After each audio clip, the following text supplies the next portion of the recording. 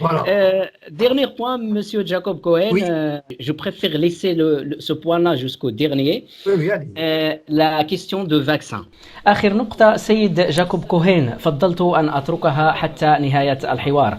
مسألة اللقاح. سمعنا البروفيسور ديدي غاولت طلب الحكومة أكثر من مرة بالسماح باستعمال عقار الكلوروكين، لكن الحكومة رخصت باستعماله بشرط أن يكون في الحالات الحرجة فقط. السؤال: لماذا لم يتم الترخيص باستعمال دواء أثبت فاعليته حسب البروفيسور ديدي غاولت؟ ما هو الهدف؟ Un médicament qui a donné des bons résultats d'après le professeur Didier Raoult. Oui. C'est quoi l'objectif? Mais parce il est bon marché et il est public. بكل بساطة لأنه في المتناول. الذي يحدث اليوم ومنذ 30-40 سنة هو أن ما يسمى بالبيج فارما أو هذه المختبرات الصيدلانية العملاقة هو أن هدفها ليس أن يشفى الناس، لا تهمهم صحة المواطن البتة، الذي يهمهم هو الاستغلال، مزيدا من الاستغلال. تصوروا الكلوروكين، إنه دواء فعال بطبيعة الحال وفي المتناول، فإذا تم توزيعه سيكون ذلك كارثة لهم. الكلوروكين تم طرحه للبيع في الصيدليات منذ 40 عاما في فرنسا، يعني يتم وصفه من قبل الطبيب وشراؤه دون قيود. لكن وفي يناير الماضي مباشرة بعد ظهور الفيروس، ماذا فعلت وزيرة الصحة الفرنسية؟ صنفت الكلوروكين كمادة سامة، يعني ممنوعة.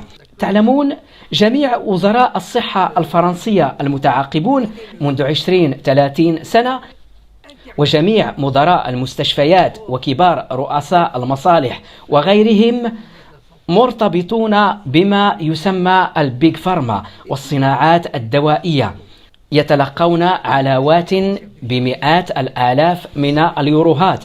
الأطباء أيضا والباحثون يشاركون في مؤتمرات بين قوسين في جزر البليار في البرازيل وغيرها لأسبوع بثمن رمزي 50 يورو، رحلة الأحلام. تعلمون لماذا؟ لأنه تم شراؤهم من قبل المختبرات الصيدلانية. فمثلا في فرنسا كان هنالك علم النبات الطبي، كانت هنالك مراكز في باريس وفي فرنسا برمتها لأخصائيين في علم النبات الطبي. لكن ما الذي حدث بالنسبة للصناعة الصيدلانية؟ فهذا بطبيعة الحال أمر غير مقبول. كيف يعقل أن يتداوى الناس بالأعشاب؟ وهذا الذي جعلهم يتوقفون عن دعم البحث العلمي في هذا المجال، مما أدى إلى اختفائه. الصناعات الصيدلانية لها هدف واحد ومحدد، هو أن تجعل الناس مرضى وأن يتداووا بعقاقيرهم الغالية الثمن، واللقاحات تدخل في هذا الإطار أيضا. نشرت قبل أيام فيديو لأحد الأطباء في إفريقيا يحكي عن مهمة لمحاربة الملاريا، يقول أن منظمة الصحة العالمية والمنظمات الأخرى في المجال هي التي وضعت معوقات أمامه. مع الأسف هكذا هو حال العالم اليوم، يعني أن ميدان الصناعات الصيدلانية لم يعد يخدم الشعوب، بل يخدم فقط قلة من المستثمرين لديهم الأموال والنفوذ والتأثير لشراء الحكومات وشراء كل من هو مسؤول في ميدان المراقبة الدوائية وكبار مديري المستشفيات وغيرهم. ومع الأسف حتى في ما يخص الكلوروكين، انظروا إلى استهزاء الحكومة الفرنسية. البروفيسور غاولت قال يجب استعمال الكلوروكين بمجرد ظهور أعراض الوباء حيث يكون فعالا. الحكومة وتحت الضغط الشعبي الهائل قبلت بالأمر، لكن بشرط أن يتم استخدامه في الحالات الحرجة فقط، يعني حين يكون الأوان قد فات، كي يقولون للناس انظروا إن الدواء لا يفيد. تعلمون القادة السياسيون هم في درجة من اللامبالاة المطلقة، لا يأبهون البتة، وهنالك احتمال أن أجهزة المخابرات لديها فيديوهات وملفات حولهم يتحكمون فيهم عبر، لا أريد أن أقول الكلمة. مع الأسف نعيش في عالم من العصابات، عالم متعفن حيث حتى الصحة توجد بين أيدي أناس لا يكترثون أبدا بالشعب. Malheureusement, nous vivons dans un monde de gangsters, d'un monde pourri, où même la santé est entre les mains de personnes qui n'en ont rien à fiche de la population. Des déclarations, Monsieur Jacob Cohen. تصريحات بروفيسور جاكوب كوهين تقودنا مرة أخرى إلى دوامة نظرية المؤامرة. Dans le milieu de tornades de complot. Non, mais ça, c'est pas des complots. C'est-à-dire, comment dire, لا، هذه ليست نظرية مؤامرة، هذا ما تقوم به شركات الصناعات الدوائية البيج فارما. هذه ليست نظرية مؤامرة بل هي حقيقة. لم أدلي بوثائق في الحقيقة، لكن هنالك ناس تحدثوا في الموضوع علانية على الإذاعات وأعطوا أمثلة. هنالك على سبيل المثال ما يسمى اللقاحات ال11 في فرنسا التي تم جعلها إجبارية.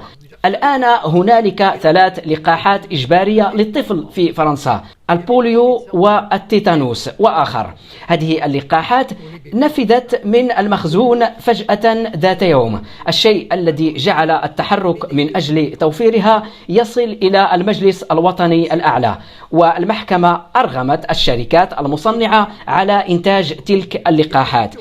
ولما وصلت السيدة أنيس بوزان على رأس وزارة الصحة والتي ترتبط بشكل وثيق مع البيج فارما عبر زوجها، وهذا ليس سرا يمكنكم الاطلاع عليه بسهولة على الانترنت.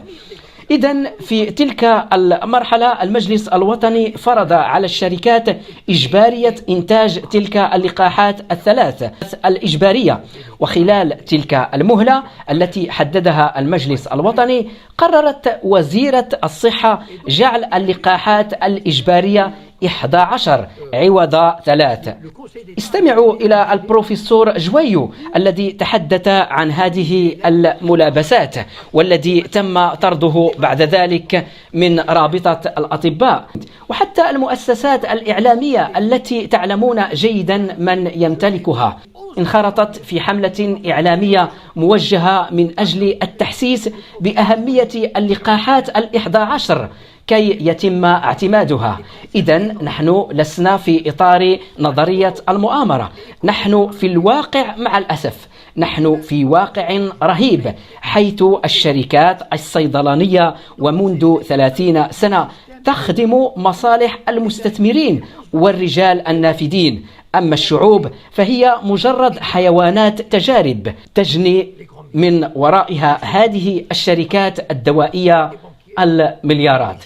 L'industrie pharmaceutique, elle est au service de ses actionnaires, au service des puissants, et le peuple, tous les peuples européens, américains sont des cobayes qui apportent des milliards à cette industrie pharmaceutique.